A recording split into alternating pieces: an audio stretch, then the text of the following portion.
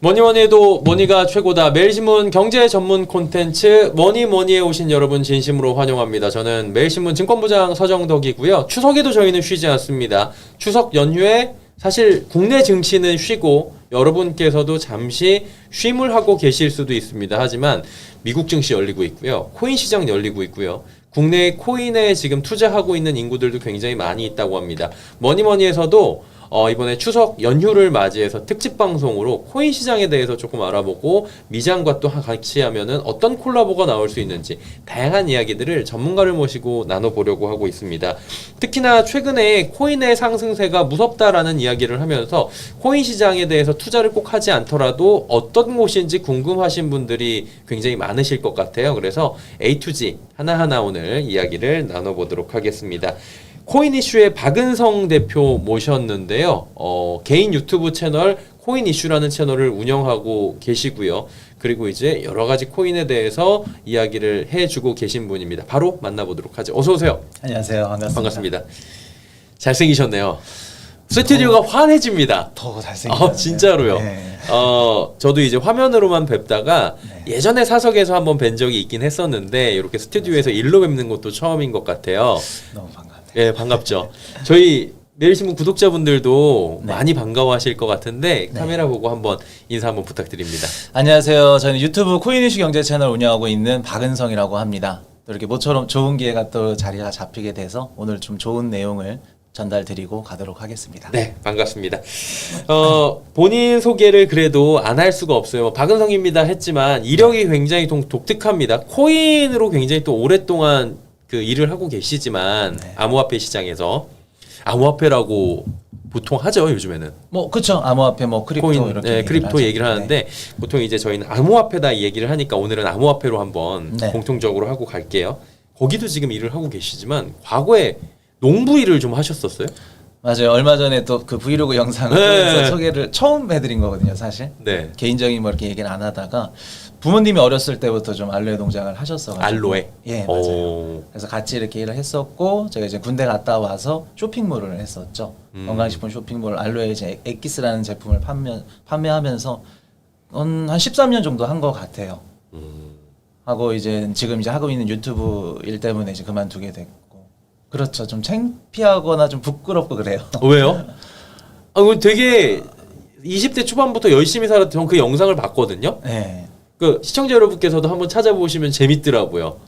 여기 나와 있는 이 모습은 굉장히 샤프하고 뭔가 금융 전문가 같은 느낌인데 금융 전문가가 맞죠. 그리고 근데 그 모습은 정말 그 청년의 모습이 나와서 색다른 또 이미지가 있더라고요. 사실 제가 했었던 이 일 분야에서는 정말 열심히 했거든요. 그랬던 것 같아요.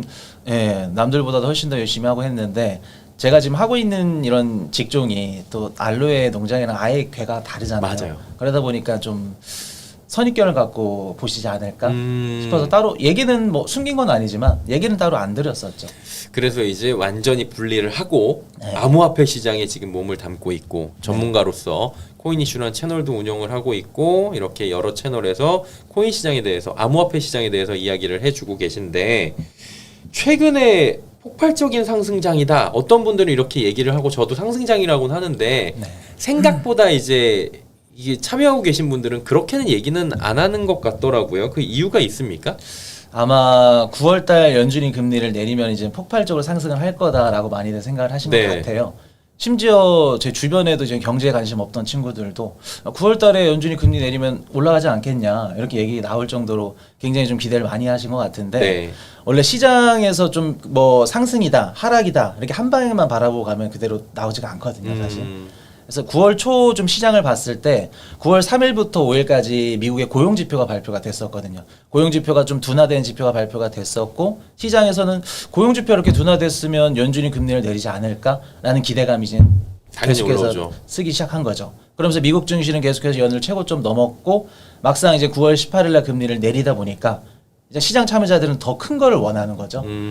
금리 인하보다 좀 더 상승 동력이 좀 클 수 있는 게 뭐가 있을까? 예. 25bp면은 뭐 50bp를 내려달라. 그리고 뭐 10월달, 12월달도 순차적으로 내려달라. 이런 것들을 이제 원하는 거죠. 근데 이제 그런 상승 동력이 아직 시장에 나오지 않았고, 그리고 우리가 보통 채권 시장이나 뭐 이렇게 금리 인하가 선반영이 됐다라는 걸 좀 알려면은 주식 시장보다는 채권 시장을 보셔야 되거든요. 요거 화면 혹시 네, 지금 화면이 나가고 네. 있습니다. 지금 이렇게 보시면은 9월 18일 날 금리 인하를 했잖아요. 예. 금리 인하 하기 전까지 이게 10년물 국채 금리예요, 미국. 금리가 쭉 떨어지는 모습을 확인하실 수 있죠. 떨어지고 있죠, 이렇게. 예. 그러다 금리 인하 이후에는 다시 반등을 하죠. 오히려 올라가. 그럼 채권 시장을 봤을 때 금리 인하가 시장에 먼저 선반영이 됐다라고 우리가 알 수 있죠. 네. 그래서 금리 인하 이후에는 반대로 금리가 다시 올라가는 거죠. 그래서 우리가 지금 시장이 어떤 관점을 갖고 있고 어떤 스탠스를 갖고 있냐 이런 것들을 알려면 주식시장보다는 채권 시장을 먼저 보셔야 된다라는 걸 말씀을 드리고 싶고, 그리고 두 번째는 최악의 계절성이죠. 사실 지금 촬영하고 있는 9월 말이죠. 네. 9월 말이 계절성이 사실 제일 안 좋거든요. 아, 그래요? 1년 중에. 아, 암호화폐 시장에서는요? 암호화폐뿐만 아니라 미국 증시도 마찬가지예요. 근데 이제 미국 증시가 굉장히 좋으니까 예. 뭐 9월 달에 전문가분들이 다 빠진다고 했었거든요. 그쵸, 이게 통계적으로는 약세장이 많았어요. 맞아요. 예. 그래서 요거를 좀 꼬집어 보자면 그 세 가지가 겹쳐 있는데 네. 지금 월말이죠. 그리고 분기말, 그리고 그 회계연도 말이거든요. 네네네. 이 세 가지가 겹치면서 기관들 입장에서는 이제 포트폴리오 리밸런싱이 필요하기 때문에 이때 좀 차익 실현이 나오던가 혹은 이제 기관들이 좀 보수적으로 재무제표를 좀 이쁘게 만들어야 되기 때문에 현금을 좀 많이 갖고 있으려는 성질이 있어요. 그래서 지금 구간에서는 좀 차익 실현 이런 것들이 많이 나오고, 그리고 하반기에 지금 3분기에만 예정되어 있는 게 국채 발행량이 1조 한 100억 달러 정도 되거든요. 네. 국채 발행량이 많기도 하고, 그리고 9월 15일 날은 또 세금 납부도 있었고, 이런 좀 안 좋은 계절성들까지 합치면서 지금 구간이 많이 올라가야 되는데 올라가지 못하는 거죠. 거기다 이제 가장 최종적인 거는 시장이 조금 더 큰 상승 동력을 원하는데 그게 아직 시장이 나오지 않았다. 복합적이네요. 맞아요. 나쁜 건 없는데 네. 그러니까 얘기를 들어보니까 나쁠 건 없어요. 굳이 막 악재다 이렇게 끄집어낼 것까지는 아닌데 그렇다고 딱히 좋은 것도 없는 맞아요. 뭐 그런 상황이었다라고 볼 수 있을 것 같은데, 또 이제 물가도 암호화폐 시장에 영향을 준다고 하더라고요. 물가 얘기를 한번 여쭤보려고 하는데, 물가 지표가 생각보다는 경로상으로 지금 PC도 그렇고 움직이고 있잖아요. 네. 이거 어떻게 보세요? 일단은 좀 물가를 많이들 걱정을 하셨죠. 네네. 전문가분들도. 예. 왜냐하면 트럼프의 관세 정책 때문에 물가가 높게 올라갈 음. 거다라고 예상들을 하셨을 건데, 지금 최근에 뭐 CPI나 PPI 이런 것들 보면은 물가가 크게 올라가는 모습들이 안 보이거든요. 그쵸. 그 이유가 있는데, 첫 번째는 미국에 있는 기업들이 가격을 쉽게 못 올리는 거죠. 왜냐하면 이제 이거를 우리가 알려면은 트럼프 1기 때랑 2기 때의 차이점을 알고 있어야 되는데, 트럼프 1기 때는 금리가 저금리였어요. 그리고 물가도 저물가였죠. 미국 국민들이나 소비자들의 입장에서는 구매력이 좋은 상태죠. 그런 상태에서 기업들이 가격을 인상한다 하더라도 어차피 소비자들이 사줄 수 있어. 여력이 돼. 그러다 보니까 기업들이 가격을 올릴 수 있죠. 그리고 기업들 입장에서는 이제 2016년도 트럼프 1기 전에 이제 그 오바마 정권 때 이제 2연임을 했잖아요. 그때는 이제 자유무역주의였거든요. 자유무역주의에서는 기업들의 경쟁력은 이퀄 가격이에요. 가격을 저렴해야 기업들의 경쟁력이 올라가거든요. 근데 기업들 입장에서는 오바마 그 정권 2년 때 가격을 못 올리다가 트럼프 정권이 들어오면서 이제 보호무역주의로 바뀌었거든요. 그러면서 기업들은 명분이 생긴 거죠. 트럼프가 관세 정책을 때려? 그럼 우리도 물건 가격 올릴 수 있겠네? 그래서 기업들이 천정부지로 그 물건 가격을 계속해서 올렸고 실제로 물가가 올라갔었죠. 근데 이제 트럼프 2기 때 현재랑은 완전 다르죠. 지금은 고금리 고물가잖아요. 미국 국민들 입장에서 소비력이 낮죠. 1기 때보다는. 그래서 쉽사리 기업들이 가격 올린다고 하더라도 소비를 아예 못 해버리는 거죠. 그리고 지금 2020년도 이제 팬데믹이 발생하고 나서 돈이 많이 풀렸잖아요. 돈이 많이 풀리고 나서 물가가 엄청 높게 올라갔고 거의 5년 동안 글로벌 국민들이 다 물가 때문에 걱정을 했었잖아요. 예. 피해를 받았었고. 그런 상태에서 기업들이 물건 가격을 올린다? 쉽사리 못 올리죠. 쉽게 만약에 나 올린다 그랬으면 불매운동까지도 갈 수 있는. 그래서 그런 상황이 있고, 두 번째는 이민자 정책인데요. 미국 CPI를 봤을 때 그 상품 물가가 30% 들어가고요. 그리고 서비스 물가가 70%로 구성이 되어 있거든요. 그래서 서비스 물가 그 70% 중에 40에서 45%가 거주비예요. 근데 이 거주비가 바이든 정부 때 잡으려고 했지만 못 잡았던 게 거주비였거든요. 근데 지금 트럼프 정부 때 최근에 발표됐던 뭐 CPI나 PPI 보시면 거주비가 눈에 띄게 완화되는 모습을 확인할 수 있거든요. 그러면 트럼프 때는 왜 거주비를 이렇게 잡을 수 있었고 바이든 때는 왜 못 잡았냐라는 걸 한번 봤을 때는, 바이든 정부 때 아마 이제 정확한 통계는 아니지만 불법 이민자분들이 한 1,000만 명 가까이가 들어왔다고 지금 되어 있거든요. 그럼 그 불법 이민자분들이 들어오셔가지고 미국에서 소비를 해주시는 거죠. 소비하고 그리고 이제 집도 구해야 되잖아요. 근데 집을 살 수 없으니까 이제 렌트를 하죠. 그럼 렌트를 하게 되면 당연히 주거비가 올라가고요. 그래서 바이든 정부 때는 아무리 물가를 잡으려고 렌트비를 잡으려고 해도 렌트비를 못 잡았던 거죠. 근데 트럼프 정부 들어와서는 불법 이민자분들을 지금 내보내고 있고 그러면서 렌트비가 계속해서 감소를 하면서 주거비가 잡히고 있는 거죠. 근데 여기서 이제 중요한 게 트럼프의 관세 정책에는 상품 물가에만 영향을 줘요. 아까 말씀드렸던 30%. 네. 근데 서비스 물가 70%에 해당하고 그리고 그중에 절반을 차지하고 있는 렌트비가 떨어지니까 상품 물가가 아무리 올라가더라도 서비스 물가가 떨어지면서 상세를 하는 거죠. 그래서 지금 단기적으로는 트럼프의 이민자 정책이 물론 나중에는 이제 뭐 어떻게 미국의 나올지 모르지만 소비도 떨어질 거고 안 좋을 거예요. 악영향을 줄 건데 지금 단기적으로 트럼프의 이민자 정책이 물가를 좀 둔화시키는 이러한 지금 작용을 하고 있다. 그리고 세 번째가 미국의 새로운 공급망. 네. 여기 재편이 된 건데 트럼프 1기 때도 미중 무역 갈등이 있었잖아요. 그때 이제 미국이랑 중국이랑 서로 싸우면서 네. 사실 제가 봤을 때는 미국이 중국한테 졌다라고 생각을 하거든요. 20년도 팬데믹이 발발하면서 좀 흐지부지가 되기는 했지만 원래 중국이 그 미국한테 2천억 달러 뭐 무기나 에너지나 뭐 농산품을 사주기로 했었는데 그것도 팬데믹 터지고 나서 흐지부지 됐고 그리고 실질적으로 중국의 수출품들이 멕시코나 뭐 베트남이나 이런 그 다른 국가들을 통해서 우회 수출을 했거든요. 그럼 미국 입장에서는 투자 받기로 한 것도 받지 못했고 네. 사주기로 했던 걸 못 사줬고 팬데믹 터지면서 흐지부지 되고 중국산 그 제품들은 수출이 되고 사실 미국이 진 거죠. 그래서 미국이 그때 졌었던 그런 것들을 반면 교훈 삼아서 지금 2기 때는 어떤 식으로 가냐면은 지금 미국의 최대 수입국은 혹시 어딘지 아세요? 미국의 최대 수입국 네. 어딥니까? 중국이라고 많이들 생각하실 텐데 지금은 멕시코예요. 멕시코고 그다음에 이제 2등이 25년도 기준 1월부터 7월 달 기준 이제 캐나다거든요. 1등 멕시코, 2등 캐나다. 23년도부터 멕시코로 바뀌었어요. 그 말은 즉슨 미국이 지금 중국에 대한 의존도를 낮췄다는 거죠. 수입 비중을 이미 낮췄고 좀 무역이나 이런 공급망을 다각화하면서 중국에 대한 의존도를 낮췄다. 그래서 물가 상승이 지금 단기적으로 크게 일어나지 않는다. 그리고 마지막으로 이제 관세 제한적 적용 요게 있는데 많은 분들이 이제 뉴스 기사만 보시면은 EU한테 뭐 10% 때렸다, 15% 때렸다 이렇게들 많이들 알고 계시거든요. 근데 사실 우리가 조금 더 세세하게 보자면은 아까 말씀드렸던 미국의 그 수입 의존도 1등, 2등 이제 멕시코, 캐나다잖아요. 멕시코랑 캐나다 같은 경우에는 뭐 USMCA 통해서 자유무역 지금 협정 때문에 예. 아예 관세를 매기질 않아요. 그리고 유럽 같은 경우에도 특정 품목은 상한선이 존재를 하거든요. 상한선만 넘지 않으면 이제 관세를 매기지 않는다는 거죠. 이런 식으로 관세를 매기는 품목들이 굉장히 좀 폭이 적어요. 적기 때문에 우리가 생각하는 것처럼 트럼프 관세 정책 무조건 물가 상승한다? 요거는 잘못됐다는 얘기죠. 그러면은 네. 이제 아까 드리려고 했던 질문 인플레이션 위험에 대해서는 언제든 간에 이제 시장에선 경계를 하고 있다는 거죠. 물가가 올라가는 거에 대해서 두려워라는 측면은 시장에선 계속 경계를 하고 있어요.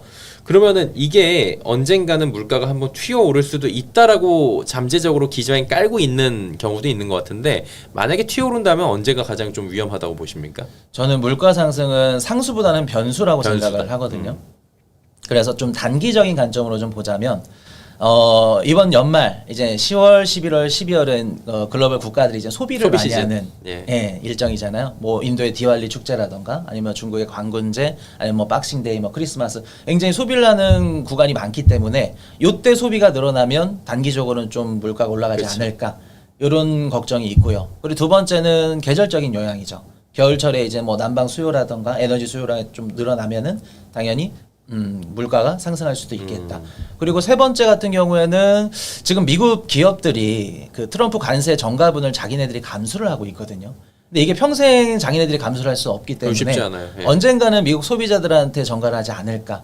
근데 만약에 전가를 한다고 하면은 제가 기업 입장이라면 올해 하반기 가능할 것 같아요.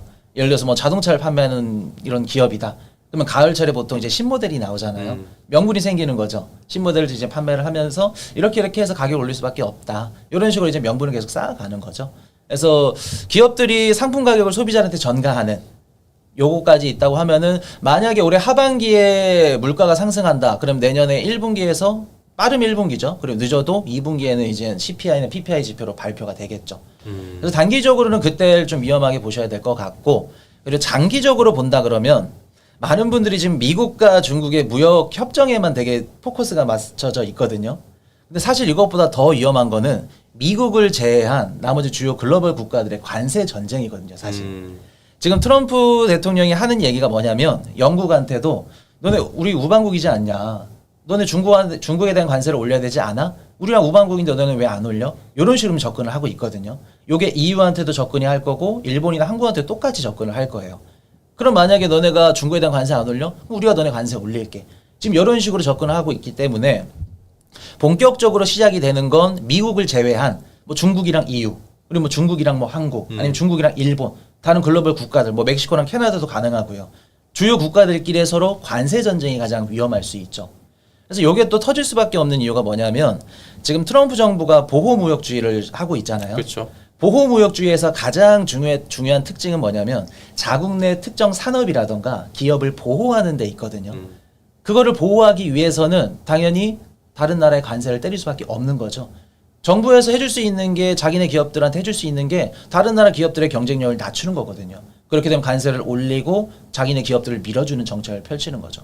근데 미국과 중국이 서로 강력하니까 이제 뭐 화해도 있겠지만 EU가 만약에 중국한테 관세를 때린다. 가만히지 않겠죠. 그래서 만약에 이렇게 벌어진다고 하면은 우리가 관세 정책 때문에 물가가 상승한다라고 봤을 때 크게 두 가지가 있는데 첫 번째는 기업들이 상품 물가를 올렸을 때 상품 가격을 올렸을 때 물가가 올라가고요. 두 번째는 보복 관세예요. 보복 관세가 발발하게 되면 무조건 물가가 오르거든요. 그래서 이렇게 된다 그러면은 글로벌 국가끼리 서로 관세 전쟁이 펼쳐진다. 그럼 물가가 상승하고 이후에는 이제 소비가 감소되면서 경기 침체 구간으로 들어가겠죠. 그럼 연준도 지금은 금리 뭐 내린다고 하겠지만 금리를 동결하든 혹은 금리를 나중에 상승까지도 인상까지도 할 수 있는 사이클이 아예 바뀌어버릴 수 있는 거죠. 그래서 이게 빠르면 26년도에도 가능할 수 있지 않을까라는 생각을 해봐요. 그러다 보니까 이제 금 가격에 대해서 주의 깊게 보시는 분들이 많고 금이 지금 온스당 4,000불 가까이 갔어요. 맞아요. 어느새 아니 분명히 3,200불 그랬고 3,000불 넘은 게 얼마 안 됐는데 그러고 은 가격은 뭐 47불 이러더라고요. 맞아요. 어느새 이런 원자재 특히나 금은 쪽을 주의 깊게 봐야 되는 이유도 있을 것 같은데 어떻게 보세요 그쪽은? 사실 금을 작년에 팔았는데 좀, 얘기 좀 들으면서 또 마음이 또 쓰네요. 금 가격이 지금 올라가는 건 사실 좀 매크로 관점에서 보면 좀 이례적이긴 하거든요. 보통 금 가격이 오를 때는 좀 거시 경제가 불확실하거나 아니면 정치적으로 조금 흔들리거나 맞아요. 그럴 때 안전자산으로서 금 가격이 오르는데 지금은 미국 증시도 연일 최고점, 금 가격도 최고점 아예 우리가 분석을 할 수가 없거든요. 그래서 지금 금 가격이 오르는 이유를 코니 씨야 너는 뭐라고 생각해? 라고 물어보신다면 저는 리플레이션 현상이라고 생각을 해요. 그래서 리플레이션 현상이 뭐냐면 보통 이제 경기가 조금 침체로 가기 전에 요게 이제 돈을 풀어서 양적 완화를 통해서 경기가 조금 이렇게 회복되는 그 시기를 리플레이션 시기라고 말씀을 드리거든요. 보통 요게 정부에서 통화를 찍을 때 재팽창 시기에 이게 발생을 해요. 그때는 정부에서 돈을 찍기 때문에 현금을 제외한 나머지 모든 자산들의 가격이 오르거든요. 예를 들어서 뭐 비트코인이 될 수 있고요. 주식이나 금 가격이 오르는 거죠. 그래서 이러한 시기에 맞물려 있다라고 생각을 하고 지금 보시면은 트럼프 취임하고 나서 글로벌 국가들 그 중앙은행들이 금리를 내린 수치를 아마 보시면은 엄청 가파르게 내렸거든요. 근데 지금 딱 생각했을 때 고물가, 고금리인데 이렇게 금리를 내려가지고 양적 완화를 해? 매칭이 안 되는 거죠. 근데 그럴 수밖에 없는 지금 그 패러다임이 펼쳐지고 있고 그로 인해서 지금 글로벌 중앙은행들이 다 돈을 찍고 있고 양적 완화를 통해서 금 가격이 오르고 있지 않나. 그래서 지금과 같은 구간에서는 금, 뭐 주식 다 오를 수밖에 없는 구간에 해당이 되는 거죠. 그래서 이제 양적 완화를 했기 때문에 오르는 것도 있고 네. 앞으로도 조금 더 각국은 보호무역주의나 불확실성이나 여러 가지 이유로 인해 가지고 양적 완화가 이어질 수도 있고 금리 인하가 조금 더 이어질 수 있는데 그것들도 영향을 줄 수 있다 이렇게 그럼요. 지금 알고 계신 것 같아요. 네. 양적 완화를 좀 얘기를 드렸잖아요. 네. 그러면은 왜 지금 고금리이고 물가가 고물가인데 양적 완화를 왜 하는 거냐 말이 되냐 연준이 지금 통화 정책을 양적 완화로 바꾸는 거냐라고 이렇게 생각하시는 분들도 계실 거예요. 우리가 이제 앞으로 양적 완화에 대해서 생각을 해야 될 게 지금 뭐냐면은 지금 트럼프 정부가 하고 있는 게 미국 우선주의잖아요. 거기다가 보호무역주의거든요. 올해 상반기만 하더라도 트럼프 정부가 관세를 엄청 때렸잖아요. 네. 이 관세 정책이라는 게 보호무역주의에서 가장 큰 무기, 도구 역할을 하거든요. 예를 들어서 이런 거죠. 트럼프 정부가 관세를 한국한테 때린다고 생각을 해볼게요. 한국 20% 관세 때릴게. 그럼 한국은 이제 뭐를 해야 되죠? 관세를 낮추려고 이제 협상을 해야겠죠. 그렇죠. 15% 낮춰줘, 10% 낮춰줘. 그러면 트럼프 입장에서도 트럼프 정부에서도 관세를 낮춰주는 것만큼 무언가 요구를 하겠죠. 미국의 공장을 지어줘, 미국의 에너지를 사줘, 농산품을 사줘. 그러려면 트럼프의 관세 정책을 맞대응을 하려면 결과론적으로 돈이 필요하다는 거죠. 돈을 찍을 수밖에 없는 거고요. 그리고 수출하는 국가들 입장에서는 환율을 조금 높여서 예, 수출 기업들의 경쟁력을 조금 높여주고 옛날에 중국이 했던 방식. 맞아요. 그런 식으로 이제 해야 되기 때문에 보호무역주의에서는 무조건 양적 완화로 이어질 수밖에 없다. 그리고 아까도 말씀드렸듯이 보호무역주의에서 가장 중요한 게 이제 자국 내 산업, 기업들을 보호하는 건데 중앙정부 그리고 뭐 중앙은행 여기서 해줄 수 있는 건 양적 완화밖에 없죠. 그리고 관세를 올리는 거. 아까 말씀드린 관세 전제. 그렇기 때문에 보호무역주의에서는 무조건 양적 완화가 필수적으로 들어갈 수밖에 없다. 그리고 보호무역주의라는 게 이제 친한 애들끼리 서로 무역하고 우리끼리 먼저 우리 국가 먼저잖아요. 그렇게 되면은 평소에 친하게 지냈던 이런 국가들과도 사이가 멀어질 수 있겠죠. 그럼 자연스럽게 트러블이 나면서 당연히 국방력에 대한 이런 필요성이 증가하게 되겠죠. 지금 트럼프 정부에서도 계속 얘기하는 게 EU나 뭐 한국이나 일본들한테 너네 우리가 지금까지 국방 관련해서 이렇게 보호를 해줬지 않냐? 군사비가 조금 너무 적지 않아? 돈을 좀 줄래? 아니면 우리 군사 철회할게. 이렇게 되면 이젠 다른 글로벌 국가들 입장에서는 생각지도 못했던 국방비가 이제 나가는 거죠. 그래서 독일 같은 경우에도 헌법을 개헌하면서 이제 국방비를 증가시켰고 EU도 마찬가지로 똑같이 개헌을 통해서 이제 국방비를 증가시키고 있고. 그래서 지금 쓰지도 않아야 될 돈들을 쓰게 만드는 거죠. 그러면서 전 세계 글로벌 국가들이 지금 양적 완화를 하고 있고 유동성이 들어가고 있고 그래서 지금 리플레이션 현상이 발생하면서 금 가격이 오르지 않나. 네, 그렇게 생각을 해요. 네, 미장도 같이 하시잖아요. 네네네. 그러니까 이제 저희가 코인하고 미장 얘기를 좀 해야 되는데 네. 미장부터 좀 여쭤볼게요. 네. 어떤 그 코인하고 같이 하면 시너지가 좀 있습니까? 최근에 저는 좀 크립토 투자를 따로 안 하고 암호화폐 쪽을 안 하시고 이미 좀 많이 담았어요. 많이 담아서 그리고 좀 가격이 저렴할 때 많이 담아놔가지고 좀 힘들더라고요, 담기가. 그렇기도 하고 이제 조금씩 담는데 차라리 크립토를 담는 거를 제외하고 크립토를 모으는 기업들 이런 것들을 조금 담고 있거든요. 오히려 예, 예를 들어서 뭐 이더리움을 사지 않고 이더리움을 모으는 기업들을 사는 거죠. 아니면 뭐 코인베이스라든지 뭐 이런 말씀하시는 그런 것도 거죠? 있죠. 뭐 로빈훗이라던가 코인베이스라던가 이런 종목들을 뭐 담을 수도 있고요. 그래서 그런 식으로 투자를 하고 그리고 제가 이제 시장을 바라보는 게 이제 매크로 환경이라서 섹터별로 다 나눠서 담아요. 뭐 AI면 AI, 아니면 뭐 방산이면 방산, 그리고 뭐 소형 원전이면 소형 원전 이런 식으로 이렇게 좀 세부적으로 나눠서 담죠. 그게 이제 그러면은 어떻게 공격적인 투자라고 보기보다는 어떻게 보면은 분산과 해지 쪽을 조금 더 매크로를 보시면서 지금은 하고 계시다 이렇게 보면 되나요?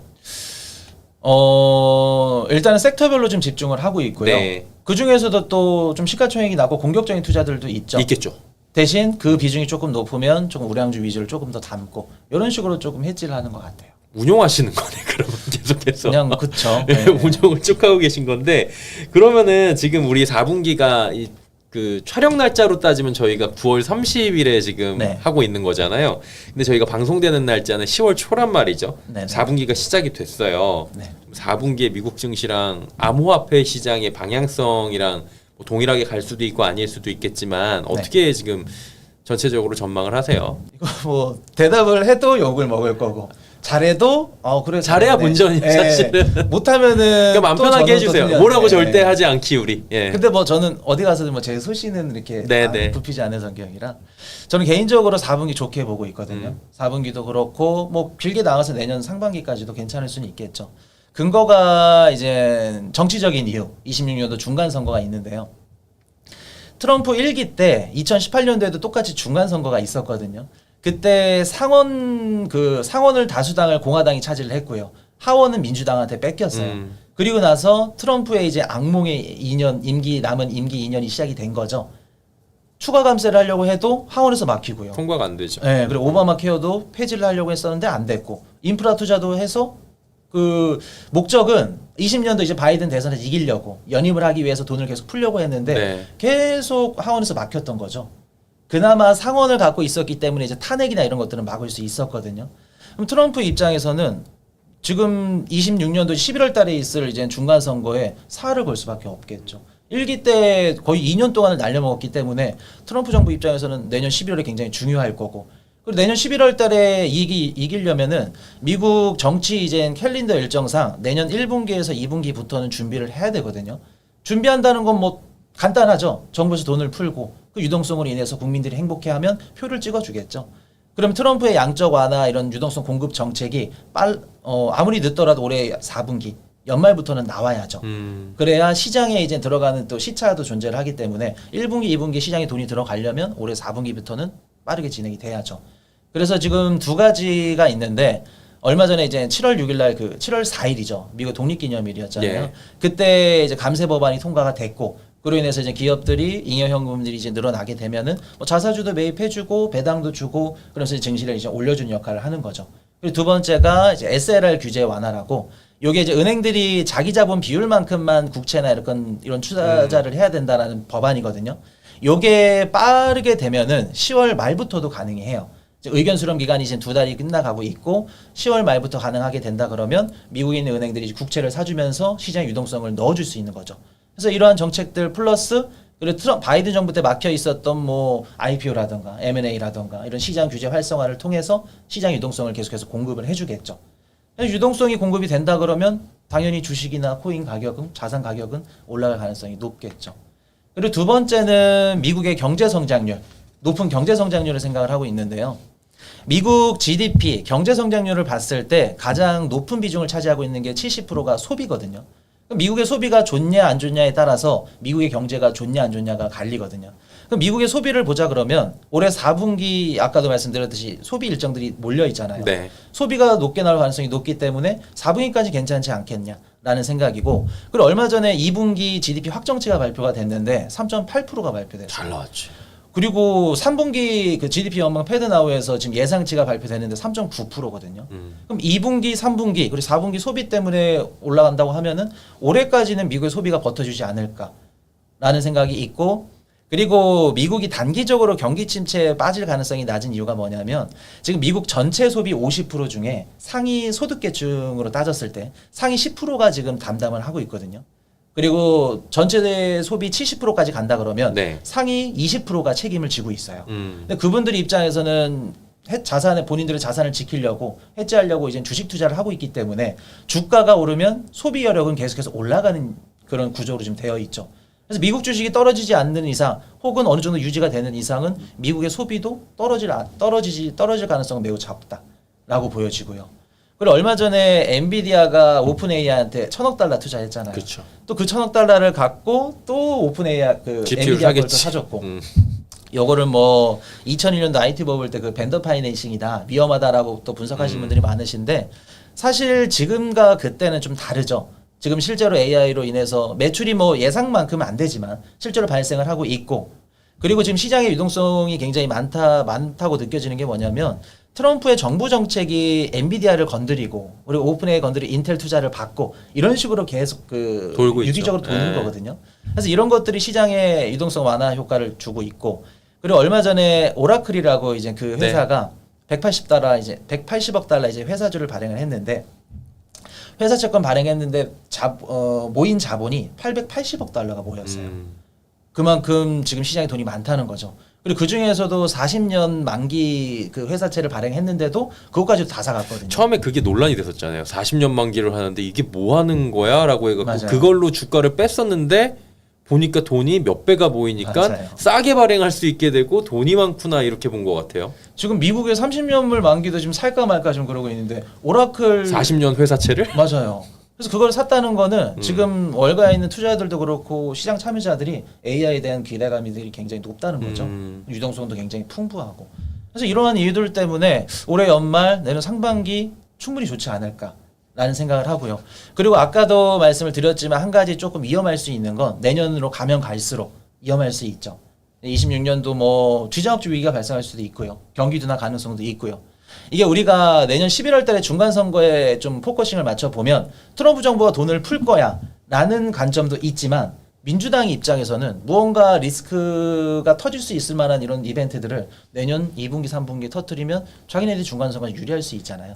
물론 이거는 음모론적인 거예요. 그래서 이렇기 때문에 우리가 무조건 26년도에 트럼프 정부가 돈을 풀기 때문에 무조건 좋다라고 보기에는 어렵죠. 그래서 제가 볼 수 있는 거는 단기적으로는 올해 연말, 내년 상반기까지는 그래도 어느 정도 괜찮지 않을까라는 생각을 하고 있습니다. 보면은 이제 마냥 낙관론은 조금 위험할 수 있고 네. 그러면서도 이제 너무 부정적으로 볼 필요도 없고 그러면 시장에 이제 어느 정도는 참여를 하면서 관심을 갖고 봐야 된다는 거잖아요.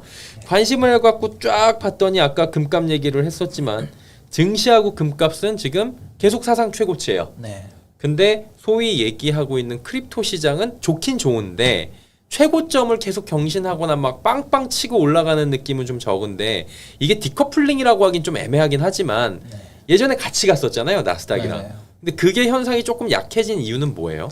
일단은 지금 코인 투자분들은 머리가 엄청 아프실 거예요. 그러니까요. 미국 주식 연일 최고점이고 금도 올라가는데 코인만 지금 지지부진하거든요. 디지털 금이라고 하는 비트코인인데. 맞아요. 네. 근데 저는 그 문제점을 좀 크게 보자 그러면 일단 첫 번째 문제점은 좀 구조적으로 문제가 있다라고 생각을 하거든요. 미국 주식 같은 경우에는 이제 패시브 투자라고 그러죠. 뭐 인덱스 투자. 예를 들어서 개별 종목이 싫더라도 투자할 수밖에 없게끔. 예를 들어서 뭐 테슬라가 투자하기 너무 싫어요. 테슬라 싫어하는데 테슬라가 들어있는 이제 나스닥 지수를 추종하는 네. 그런 인덱스 펀드에 투자를 하게 되면 간접적으로 테슬라를 투자하게 되는 거죠. 사게 되는 것이. 네, 그래서 뭐 예를 들어서 미국 주식을 투자 안 한다 하더라도 지수를 조종하는 상품들을 사게 되면 네. 자연스럽게 자본이 들어가는 거죠. 그리고 뭐 타깃 데이트 펀드라고 이제 미국 국민들이 뭐 은퇴 시점에 맞춰서 이렇게 자산을 배분해주는 이런 펀드가 있거든요. 그런 것들도 마찬가지고 뭐 401k 노후연금 펀드라던가 이러한 패시브 투자 성격들이 굉장히 많아요. 미국 증시에는. 그리고 금도 마찬가지고 금 ETF 같은 거 마찬가지고. 근데 암호화폐 시장을 봤을 때는 지금 기관들도 그렇고 자본이 들어갈 수 있는 유입구라 그러죠. 유입구 같은 경우 비트코인, 이더리움, 현물 ETF 이 두 가지밖에 없거든요. 근데 실질적으로 코인 투자분들 비트 이더 없어요. 알트코인 투자만 하시기 때문에 알트코인 투자에 자본이 들어와야 크립토 시장이 좋아지는데 지금은 패시브 투자처럼 이렇게 들어올 수 있는 상품들 구조가 안 되어 있는 거죠. 그래서 우리 암호화폐 시장에 지금 자본이 들어오고 있지 않지 않나라는 생각을 해보고 있고 그리고 두 번째는 아직 순서가 안 됐다고 생각을 하는데요. 우리가 이제 경제 용어 중에 뭐 부유층이나 대기업들 같은 이제 상위 계층에서 그리고 이제 중소 이제 아래쪽으로 이제 흩어지는 거죠. 하위 계층으로 뭐 서민들이나 중소기업들로 경제 전체적으로 좀 긍정적이면 위에서 아래로 좀 흘러간다. 이런 걸 우리가 낙수 효과라고 부르거든요. 자산 시장에도 낙수 효과가 똑같이 적용이 돼요. 자산 시장에 유동성이 들어올 때 처음에 대형주에서 자본이 들어가고 그렇죠. 그다음에 중형주 그리고 소형주 이런 식으로 가거든요. 예를 들어서 산 골짜기를 비유를 했을 때 제일 위에 있는 곳에는 뭐 아까 말씀드린 S&P 500이라던가 나스닥이 될 수 있겠죠. 그리고 두 번째는 뭐 M7 기업들이 될 수 있을 거고. 그리고 마지막에 이제 가장 최하단에 미국 증시로 따졌을 때 러셀? 예, 맞아요. 소형주로 따졌을 때 혹시 하셨어요, 러셀? 러셀 그냥 알고는 있죠. 하고 계신 거. 러셀 쪽은 하진 않아요. 아, 네. 러셀 2000이 이제 가장 밑 바닥에 있는데 러셀 2000이 작년 12월 달에 전고점 돌파하고 가장 최근에 전고점 살짝 돌파해서 그죠. 지금 떨어지고 네. 있거든요. 떨어지고 있어서 러셀 2000이 돌파를 해야지만 우리 암호화폐 시장으로도 유동성이 들어올 가능성이 매우 높은 거죠. 왜냐면 같은 소형주고 그리고 미국의 소형주가 아직 올라가지도 않았는데 암호화폐 시장 먼저 들어오기엔 조금 힘들죠. 네, 그래서 지금 러셀 2000도 아직 올라가지 않았기 때문에 순서가 아직 닿지 않았을까? 라는 생각을 지금 하고 있습니다. 그 어르신들 말씀을 하면 찬물도 우아래가 있어 그러는데 네, 맞아요. 약간 네. 이게 어쨌든 간에 그 비슷한 그 딴에 있다고 우리가 표현을 하는데 그러면 이제 돈이 올 때 비슷하게 쳐다보는 눈높이 이런 것들 그러니까 그 변동성이나 이런 것도 비슷해요? 비슷하죠. 네. 그 러셀 쪽은 변동성이 좀 많이 세잖아요. 러셀만큼 세죠. 그렇죠? 알트코인이. 알트코인이 더 세죠. 솔직히 말하면 더 세죠. 더 세죠. 네. 막 하루에 빡빡빡빡 움직이고 그러잖아요. 맞아요. 그러면 궁금한 게 이 암호화폐 시장은 스테이를 계속하고 미국 시장만 지금 좀 올라가는 느낌이 없지 않아 있는데 요런 시장이 조금 장기화될 가능성도 열어두고 계신 거예요? 단기적으로는 그럴 가능성도 있겠지만 확률적으로 이제 전체적 결과론적으로 봤을 때는 네. 그럴 가능성은 좀 크지 않다라고 생각을 하거든요. 이제 첫 번째 근거가 방금 말씀드린 러셀 2000. 일단은 알트 그 코인 투자하시는 분들이 알트 불장이 언제와 알트 상장이 언제와 이런 생각들을 하세요. 네. 알트 상장 오는 거를 우리가 체킹을 하려면 러셀 2000 보시면 돼요. 러셀 2000이 전고점을 돌파를 하고 한 달, 두 달 계속해서 연일 불을 뿜는다. 그럼 우리 알트코인 시장으로도 자본이 들어올 가능성이 매우 높거든요. 근데 러셀 2000을 지금 봤을 때 일단은 상승이 본격적으로 시작이 되지도 않은 상태임에도 불구하고 않은 상태이기도 하고 그리고 미국 그 주식시장 역사적으로 상승장을 봤을 때 러셀 2000이 상승 없이 미국 주식 상승장이 끝났다? 단 한 번도 없었어요. 그쵸. 무조건 러셀 2000이 상승을 하고 전이든 후든 러셀 2000이 먼저 올라가고 나서 뭐 전이든 뭐 올라가고 나서가 아니라 미국 주식시장이 상승을 하면 러셀이 무조건 올라가는 구조죠. 러셀 2000 같은 경우에는 미국의 중소형 기업들의 어떻게 보면 지수 역할을 하기 네. 때문에 미국의 경제의 바로미터거든요. 경제가 좋아야지만 주식시장이 올라가는 것도 당연한 거고. 그렇기 때문에 아직 러셀 2000이 유의미하게 움직이지 못했다라고 생각을 하고 암호화폐 시장도 아직 순서가 안 됐다라고 생각을 하죠. 그리고 러셀 2000이 지금 4월 9일부터 반등을 했거든요. 나스닥이 아마 한 30% 정도 올랐고 러셀이 28% 정도 올랐어요. 근데 보통 본격적인 광기의 상승장 들어서면 소형 지수가 중형 지수나 대형 지수보다 더 많이 올라가거든요. 그쵸. 가벼우니까. 근데 아직도 나스닥보다 못 올랐다는 거는 반대로 얘기하면 올라갈 가능성이 높다라는 거죠. 룸이 남았다. 맞아요. 그래서 러셀 2000이 지금까지 미국 주식 상승장에서 단 한 번도 상승이 없이 끝난 적이 단 한 번도 없었고 만약에 러셀 2000이 상승한다 그러면 암호화폐 시장도 상승을 할 거다. 누군가는 그걸 마지막 불꽃이라고 표현하긴 하는데 맞아요. 그랬든 아니든 간에 한 번은 그 상승이 나오고 그러면은 알트코인이랑도 자금적으로 볼 때 좀 비슷하게 움직일 확률이 있다. 굉장히 높죠. 높다라고 지금 보는 거고요. 그리고 두 번째 이유는 있는데 트럼프의 친크립토 정책이죠. 요거는 뭐 많은 분들이 좀 아시고 계시겠지만 예. 트럼프가 크립토 정책을 좀 긍정적으로 가져가고 있고 뭐 지니어스 법안이라던가 뭐 클레이티 법안 같은 이런 법안들을 통해서 기관들이 우리 크립토 시장에 좀 들어올 수 있게끔 환경을 지금 개선해 주고 있잖아요. 알트 불장 언제와 하시는 분들한테 좀 한 가지 긍정적으로 얘기를 드리면 2020년도부터 24년도까지 바이든 정부 때는 마킹 메이킹이라 그러죠. 크립토 시장의 MM 기업들이 제대로 활동을 못했어요. 심지어 FTX 거래소 무너지고 나서는 MM 기업들도 무너졌고 네. 그리고 그 해치펀드나 MM 기업들을 다루는 핸들링하는 그 미국의 중소형 은행들도 암호화폐 크립토 자금줄을 다 닫았거든요. 근데 이제 트럼프 정부 들어서면서 뭐 점프 트레이딩이라던가 뭐 윈터뮤트 같은 이런 대형 MM 기업들도 지금 영업을 준비하고 있고요. 그리고 중소형 기업들도 이런 식으로 크립토에 지금 자본줄을 열고 있고요. 그래서 규제가 풀리면서 지금 트럼프 정부 때 크립토 시장이 굉장히 활기가 넘치고 있죠. 네. 그리고 MM 기업들도 들어온다고 하면은 아마도 21년도에 봤었던 알트 광기 상승장을 경험하시게 되지 않을까. 그리고 한 가지 대표적인 예가 또 알트코인 현물 ETF도 승인 지금 예정 중이잖아요. 그래서 이런 것들이 된다고 하면 아까 이제 똑같은 거죠. 패시브 인덱스 역할을 하는 거죠. 알트코인 현물 ETF. 들어와가지고 이제 어느 정도 이제 자금의 붐업을 이뤄줄 수 있는. 네. 그럼 머스크 형 또 그거 나오는 거야. 갈 거니까 기분 나오는 거야. 또 나오죠. 그거 그 밈 나오면서 돌아다니고. 계속 가겠죠. 예, 계속 간다고 그러면서 또 이제 다들 외치고 있고 주변에 다 핸드폰 들고 다니고 그런 날이 또 올 맞아요. 수도 있다라는 건데. 그래서 이어서 또 말씀을 네네, 드리면 얼마든지요. 네, 예. 기관 투자자들이 또 트럼프 정부가 열어주면서 이제 기관 투자자들이 지금 들어오고 있는데 네. 월가에서 지금 라이징 기업들이 사실 최근에 조금 떨어지긴 했거든요. 근데 이제 얼마 전까지만 하더라도 라이징 기업들이 어떤 기업들이냐면 DAT라고 디지털 에셋 트레저리라고 이제 크립토 자산을 비축하면서 자기네들 주가를 올리는 이런 기업들이거든요. 예를 들어서 이런 거죠. A라는 회사가 이더리움을 사요. 이더리움 사서 이더리움 가격이 올라가면 본인들이 갖고 있는 자산의 가치가 올라가잖아요. 올라가죠. 순자산 가치가. 그리고 그 이더리움을 갖고 있는 것만 그냥 하는 게 아니라 스테이킹 풀에 맡겨요. 이자를 받으면 그 이자를 갖고 또 맡겨요. 그럼 복리 이자까지 들어가겠죠. 그렇게 되면 본인들의 순자산 가치가 올라가면서 또 주식을 발행합니다. 그 돈을 갖고 또 이더리움을 사고 계속 선순환이 되면서 본인들 주가를 올리는 게 이제 DAT 기업이거든요. 월가 기업들이 지금 비트코인, 뭐 이더리움, 솔라나까지도 지금 이제 하고 있고 이런 식으로 크립토 자산을 계속해서 비축하면서 이런 지금 어떻게 보면 월가의 트렌드라고 할 수 있죠. 이런 것들이 지금 유행을 하고 있기 때문에 암호화폐 시장 상승 없이 미국 증시만 상승한다? 그럴 가능성은 매우 낮죠. 그 뭐 폴카닷이라는 네. 것도 있나요?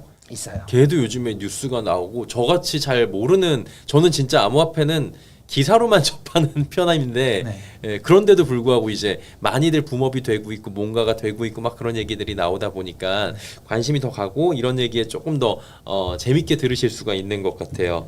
그러면은 또 이제 우리가 알고 있는 대표적인 단어가 몇 개가 있는데 비트코인, 이더리움, 리플 이런 게 있고 비트코인 하면 반감기라고 있는데 맞아요. 이게 10월에 종료예요? 반감기 사이클상 10월 달이 이제 마무리죠. 시즌이 종료해요. 시즌이 종료해요? 네. 그러면 어떻게 돼요, 보통? 비트코인 투자하시는 분들은 4년 반감기 사이클을 많이들 들어보셨을 건데 그쵸. 혹시라도 지금 모르시는 분들한테 좀 말씀을 드리자면 비트코인은 4년 동안 이제 공급량이 절반으로 주는 반감기라는 게 존재하거든요. 네. 그리고 지금까지 비트코인이 이제 4년마다 상승장이 이어왔었어요. 지금까지 상승장을 보면은 13년도에 한번 발생했고요. 17년도, 21년도, 그리고 지금 24, 25 상승장 한창 진행 중이거든요. 그래서 특징을 말씀을 드리면 반감기 때 이후에 가격이 1년 뒤에 가격이 비트코인 가격이 전고점을 넘었거든요. 최고점을 돌파하고 그리고 17년도, 21년도에는 뭐 1년 6개월, 뭐 1년 5개월 이런 식으로 이제 이후에 올랐는데 네. 그게 당연한 거죠. 공급량이 그 수요보다 절반을 주니까 공급과 수요의 법칙에 의해서 가격이 올라갈 수밖에 없는 거죠. 네. 그럼 예를 들어서 반감기가 올해 있었다. 그럼 내년도 뭐 이맘때쯤이라던가 혹은 내년도 1년 6개월 뒤에 네. 가격이 전고점을 넘거든요. 근데 24년도부터는 좀 사이클이 바뀌었어요. 24년도 4월 달에 반감기가 있었고 예. 비트코인 전고점 돌파된 게 3월 달에 돌파가 됐거든요. 네. 그럼 원래 4년 반감기 사이클로 우리가 계산을 한다 그러면 지금쯤 전고점을 돌파해야죠. 비트코인이. 그러네요. 근데 작년 3월 달에 돌파를 했다는 거는 무언가 4년 반감기 사이클대로 움직이지 않고 있다는 거거든요. 근데 우리가 한번 유추를 해보자면 작년 1월 11일 날 비트코인 현물이 ETF가 미국에서 승인이 됐잖아요. 네. 미국 자산으로 정식적으로 편입이 됐어요. 비트코인이. 그 말은 즉슨 달러랑 환매가 가능하다는 거고 앞으로 크립토 자산은 이제 미국 월가에서도 핸들링할 수 있겠다. 이런 게 시장에 퍼지면서 기관들이 담기 시작했죠. 예. 그때부터는 4년 반감기 사이클이 깨졌을 가능성이 매우 높은 거죠. 그래서 예전에는 그냥 수요와 공급의 4년 반감기 법칙에 의해서 비트코인 가격이 움직였다면 예. 지금은 이제 월가 기관들의 수요와 뭐 공급, 수요와 뭐 매수 매도에 따라서 움직이고 있을 가능성이 높다. 그리고 요거 말고도 월말 월초마다 비트코인 가격이 빠지거든요. 뭐 이러한 이유들도 있고 다양한 이유들이 많아요. 그래서 아직은 10월 달이 되지 않았기 때문에 뭐 이 말이 맞다 저 말이 맞다 아직 확정이 나지 않았거든요. 네. 근데 10월이 지나고 나서도 비트코인이 상승 사이클이 계속 된다. 그러면 4년 반감기 사이클은 깨졌다고 우리가 알 수 있죠. 이제는 근데 그 깨진 게 제가 지금 이해를 한 게 맞는 게 모르겠는데 네. 예전에는 그냥 수요 공급으로만 갖고 이게 제도권의 편입이 좀 덜 돼 있었고 될 네. 거라는 기대감만 있었던 거고 좀 사람들의 비트코인에 대해서 반신반의했는데 한 이게 2020년 이후부터는 코로나 시국 이후부터는 기대감 플러스 알파로 실체를 좀 이제 사람들이 확인을 했다라고 보이거든요. 네. 그러다 보니까 이런 것들이 좀 이제 과거의 것들과 달라지고 있다 이렇게 이해를 해도 되나요? 펀더멘탈도 충분히 영향을 주죠. 예전보다는 인식이 달라졌고 우리가 생각했던 4년 그 사이클대로 가지 않을 가능성이 매우 높다는 거죠. 그럼 투자하기 더 어려워지는 거 아니에요? 이제는 예전이 좋았죠. 비트코인만 따졌을 때는. 예, 네. 딱 그때 해가지고 아 이때 먹고 나와야지 이렇게 하시는 분들 분명히 계셨을 것 맞아요. 같은데. 무조건 4년만 버티면 된다는 생각을 갖고 계시거든요. 예, 근데 이제 가장 지금 위험한 게 뭐냐면 그 4년 반감기 사이클을 머릿속에 넣고 분석을 하신 분들이 많아요. 대다수가. 그래서 언제 깨질지 모르고 예. 언제까지 갈지도 모르고 요게 가장 문제점인 거죠. 어, 그래서 아마도 월가 기관들이 들어왔기 때문에 사이클이 앞당겨졌거나 사이클이 좀 연기됐거나 그래서 가능성이 높고 지금 상황만 봤을 때는 10월 이후까지도 상승 사이클이 좀 더 길어졌다고 봐야겠죠. 저 궁금한데 저희는 이제 저는 증권을 오래 했잖아요. 네. 각종 음모론이 많이 있거든요. 네. 시장에서는. 네. 암호화폐 시장도 마찬가지일 것 같은데 어떤 게 궁금하냐면 암호화폐 시장도 이제 큰 손들이 들어온 거잖아요. 네. 결국에 제도권이 들어왔잖아요, 형님들이. 그러면 그냥반들이 장난치지 않을까라는 불신이나 혹은 반대로 기대도 하거든요. 이분들이 땡겨주지 않을까? 이런 것도 존재를 하나요? 지금 그 음모론으로 이제 암호화폐 시장을 분석하는 시대는 지났고요. 네. 사실 지금도 많이 하고 계신 분들이 많을 거예요. 그리고 17년도, 뭐 18년도, 20년도 막 분석하시는 분들 보면은 다 음모론이에요. 아, 근데 실제로 그랬구나. 음모론이 어떻게 보면은 좀 정확도가 더 높았죠. 그때는? 그때는 미국 증시랑 상관관계도 굉장히 낮았고 그만큼 제도권 밖에 있었기 때문에 음모론으로밖에 접근할 수가 없죠. 근데 지금은 이제 24년도 아무리 못하더라도 최소한 1월 11일 이후부터는 음모론 접근한 건 조금 어렵죠. 그래서 우리도 사실 미국 주식 투자하시는 분들이나 뭐 주식 투자하시는 분들이 암호화폐를 아예 별개라고 생각을 하시는데 똑같거든요.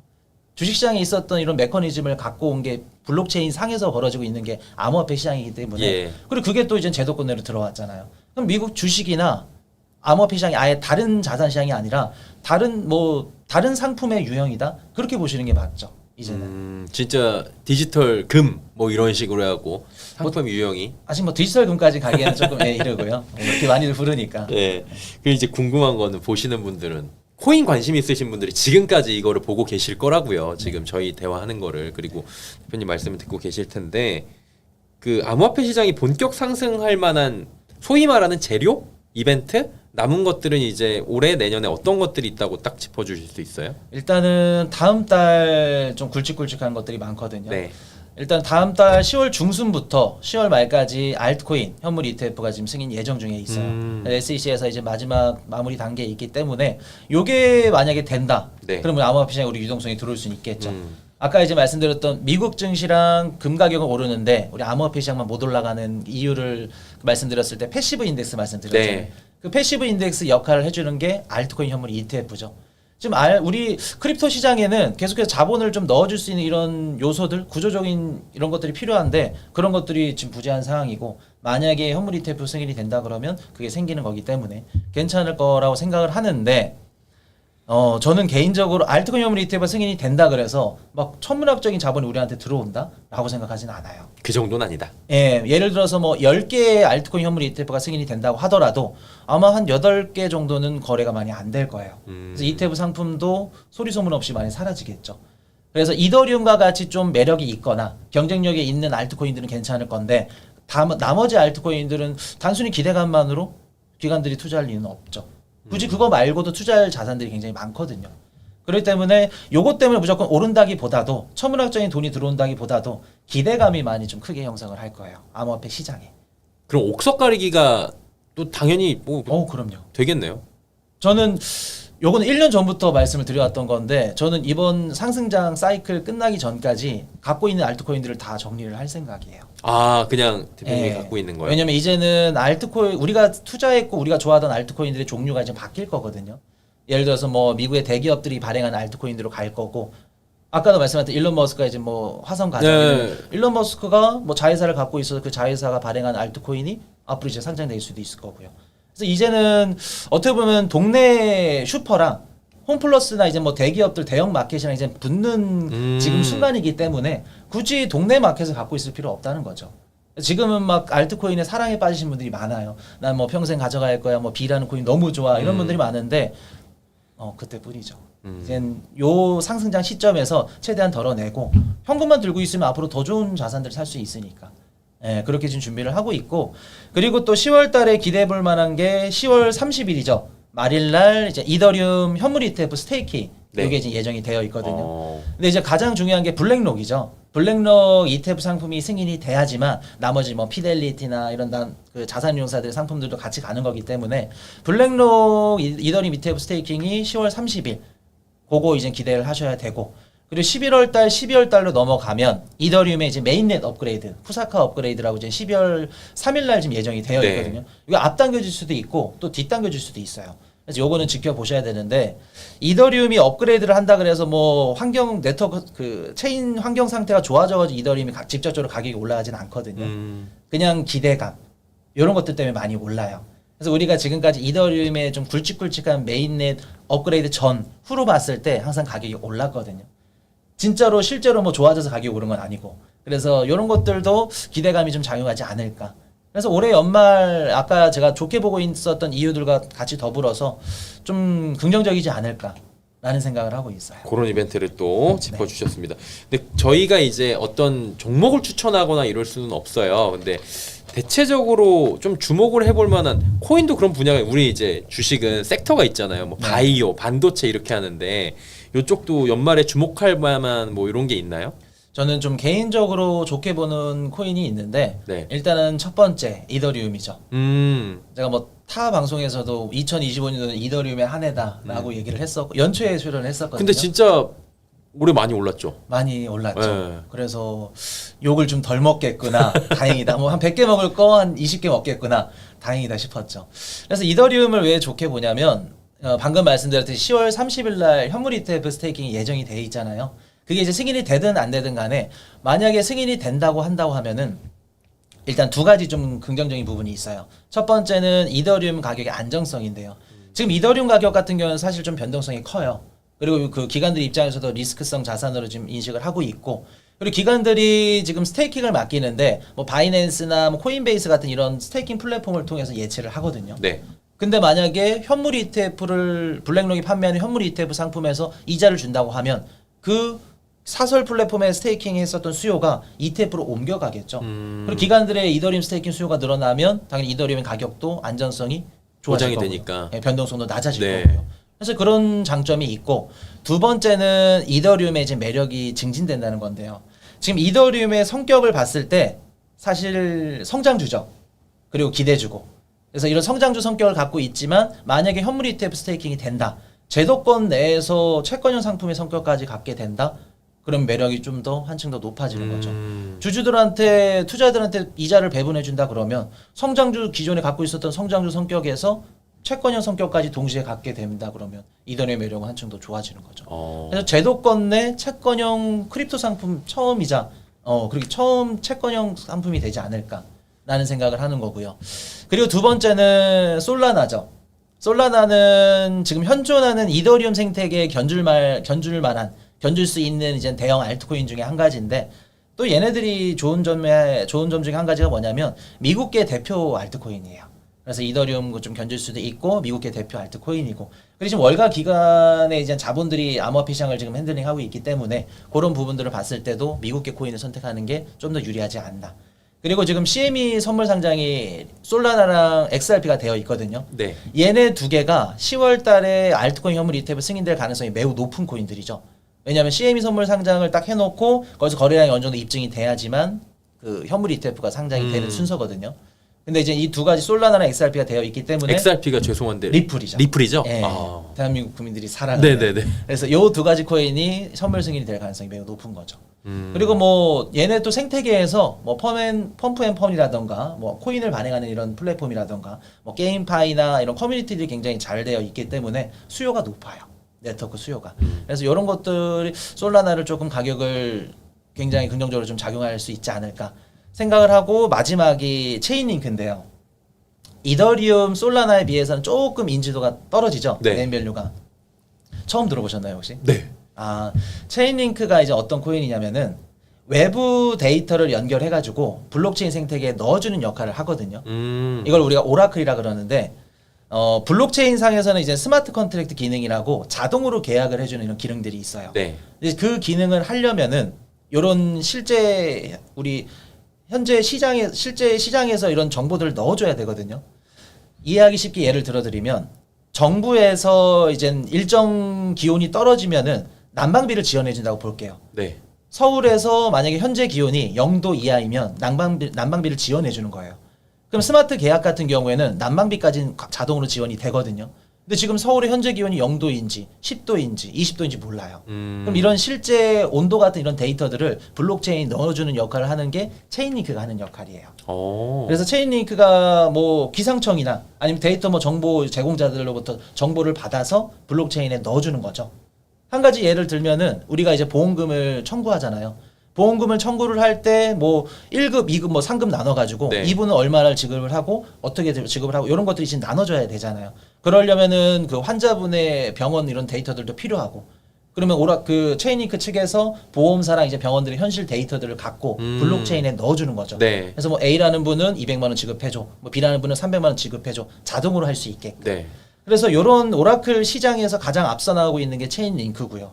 그리고 앞으로 뭐 JP모건이 됐던 미국의 금융 이런 은행들이 네. 암호화폐 시장에 들어와서 무조건 들어갈 수 있는 게 스마트 컨트랙트거든요. 그리고 써야 되는 게 오라클이고, 그리고 이 오라클 기능을 써야 된다 그러면 체인링크의 수요가 가장 높을 수밖에 없겠죠. 그래서 이 시장에서 점유율 1등을 차지하고 있는 체인링크가 아마도 성장 가능성이 매우 높지 않을까라는 생각을 해요. 네. 큰 애들로 오늘 해주셨고요. 네. 일부러 좀 그러신 것 같은데, 큰 애들 그리고 대표적인 이제 친구들을 이야기를 해줬습니다. 이제 마지막 인사 여쭙기 전에 한 가지만 좀 네. 그 여쭤봐도 될까요? 이게 코인 하시는 분들이 굉장히 그 어려운 게 소위 말해서 급등락을 하다 보니까 멘탈이 좀 많이 흔들린다라고 하는데, 멘탈 관리하는 나만의 원칙이나 팁 이런 거 혹시 있으시면 한 말씀 부탁드려도 될까요? 원칙은 따로 없고요. 네. 저도 17년도에 코인 투자를 시작을 했거든요. 그때 들어와서 지금 제가 막 이렇게 막 전문가처럼 막 이렇게 얘기를 하지만 전문가죠. 그때는 저도 코린이었고 초보 투자자였고 그때 거의 한 10억이라는 돈을 넣었었거든요. 넣었었고 마이너스 90%까지 갔었어요. 야, 근데 사실 90%를 정리한다 그래서 저한테 들어온 돈은 없잖아요. 예. 그리고 그때 제 기준으로는 진짜 정확하게 분석을 했고 믿음이 있었거든요. 공부를 확실히 했고 근데도 이렇게 시장에서 바라보는 거는 마이너스 90%니까 용납이 안 되더라고요. 자존심도 너무 상했고 저한테 일단 실망을 너무 많이 했고 그래서 마이너스 90%안 팔고 그냥 없었던 일로 하자. 그래서 그때부터 공부를 하기 시작했고 나중에는 이렇게 물도 타고 결국에는 이젠 수익으로 실현을 해서 나왔거든요. 그걸 맞아요. 와, 5년 걸렸거든요, 그게. 대단하다 그래도. 17년도부터 5년 걸렸으니까 예. 그때 사실 막 밖에도 안 나갔었어요. 막 그 위장약도 먹었었고 친구들이 뭐 밥 먹자 술 먹자 안 넘어가죠. 그쵸. 그래서 밖에도 안 나가고 막 하면서 거의 은둔형 외톨이 예, 그런 시절을 보냈었고 그러면서 내가 왜 틀렸고 좀 잘못됐던 점들을 좀 다시 좀 회귀했던 것 같아요. 그러면서 이제 지금부터는 거의 지금은 이제 수익이 나기 시작을 했죠. 한 3년 전, 4년 전부터는. 그래서 아마도 저랑 아마 비슷한 분들이 많을 거예요. 지금 코인 투자 하신 분들은. 네. 작년 상반기 때 비트코인 1억 원 넘었을 때 많이들 들어오셨을 거거든요. 항상 물려 계신 분들은 비트코인 1억 원 넘고 막 폭발할 때 그때 들어와요. 네. 작년 상반기, 작년 하반기, 그리고 가장 최근에 이더리움 올랐을 때 요거. 그래서 보통 이제 세 구간으로 나눴을 때 작년 상반기에 들어오신 분들은 지금 거의 1년이 넘었을 거예요. 마이너스 뭐 70%, 많게는 뭐 90%까지로 갖고 가신 분들이 많을 건데 한 가지 말씀을 드리고 싶은 건 알트코인 투자는 제가 항상 방송에서도 말씀을 드리지만 스캠이라고 생각을 하거든요. 스캠이라 하면 언제 상승해도 그리고 언제 폭락해도 몰라요. 그렇기 때문에 내가 지금 물려 있다고 하더라도 앞으로 올해 연말, 내년 상반기 한번 좀 들고 지켜보셨으면 좋을 것 같아요. 저도 마이너스 90%를 5년 동안 버티면서 수익으로 실현해서 탈출을 했기 때문에 여러분들도 똑같이 되지 않으리란 법은 없거든요. 그러려면은 지금 무조건 이제 조정장 때 좀 물을 타기는 해야죠. 내가 물려있는 종목에 타는 게 아니라 좀 우량주 위주로. 왜냐 그 종목이 못 올라갈 수 있는 확률이 높을 수 있기 때문에. 그래서 뭐 비트나 뭐 이더나 아니면 미국 주식 아까 말씀드렸던 것들 그런 것들로 어느 정도 물을 타놓고 그리고 내가 지금 물려있는 알트코인들은 최대한 갖고 가보자. 그렇게 말씀을 좀 드리고 싶어요. 그래서 소리 소문 없이 상승장이 찾아온다. 그 말이 딱 맞는 것 같아요. 진짜 거의 10년간의 마이너스 90%를 다시 되돌린 맞아요. 경험에서 말씀해 주시는 소중한 이야기였습니다. 어우, 저는 못할 것 같아요. 저 마이너스 90이라는 거를 와, 그걸 어떻게 야, 대단하신 것 같습니다. 그러면은 이제 마지막으로 우리 매일신문 그 구독자분들이랑 또 코인 투자자분들한테 추석이잖아요. 네. 좋은 이야기 한번 해주셔야 될 텐데 마지막 이야기 한번 부탁드릴까요? 일단 좀 좋은 말씀을 드려야 되는데 네. 초쳐서 죄송합니다. 추석 연휴 때 가족들을 뵈면서 아마 미국 주식 투자자분들은 조금 웃고 계실 수도 있겠지만 맞아. 코인 투자자분들은 아마 웃기는 힘들 것 같거든요. 그래서 뭐 이렇게 얘기를 하시겠죠. 부모님이 너 코인 투자하면서 비트코인 많이 올랐더라. 비트코인 많이 올라서 좋겠어. 근데 실상 내가 업비트나 이제 거래소 잔고를 보면 비트코인이 없고 이제 알트코인만 있거든요. 그래서 마이너스 뭐 60% 70%일 건데 한 가지 좀 응원의 말씀을 드리면 아직 저는 알트 불장은 온다라고 생각을 하고 있고요. 아직 순서가 안 됐다라고 생각을 하고 있기 때문에 조금 더 견뎌 보시면 좋은 결과가 올 것 같다. 라는 말씀을 드리고 싶어요. 그리고 이번 상승장 좀 욕심을 줄여서 최대한 안전하게 엑시트를 하고 그리고 앞으로 26, 27, 28, 28년도까지죠. 트럼프 임기 4년 동안은 저희가 그 기회라 그러죠. 말 그대로. 기회가 너무나도 많거든요. 그래서 현금을 진짜 잘 쓰셔야 돼요. 어떤 종목에 투자를 하고 언제 매수를 하고 언제 매도를 하느냐에 따라서 여러분들의 인생이 바뀔 수 있는 구간이기 때문에 그 기회가 열려있는 4년 동안은 진짜 열심히 여러분들이 경제 공부도 하시고 그리고 요 또 매일신문 우리 방송도 많이 보시고 해서 좀 많이 공부를 통해서 좋은 수익률을 가져가셨으면 좋을 것 같습니다. 그리고 연휴 잘 보내시고요. 네. 마지막까지 스윗하고 젠틀하게 또 말씀을 해주셨는데 자주 나와주세요. 자주 초대해 나오셔가지고 주시면 코인 감사합니다. 시장이 이제 또 말씀해 주셨다시피 어떤 변곡점이 생길 수도 있고 그런데 그때마다 오셔가지고 또 이렇게 멘탈도 잡아주시고 또 실질적으로 도움되는 얘기들 저희가 자주 좀 부탁을 드리도록 하겠습니다. 박은성 대표께서도 남은 추석 잘 보내시길 바라고요. 이쯤에서 보내드리도록 하겠습니다. 코인 이슈의 박은성 대표와 함께했습니다. 고맙습니다. 네, 감사합니다.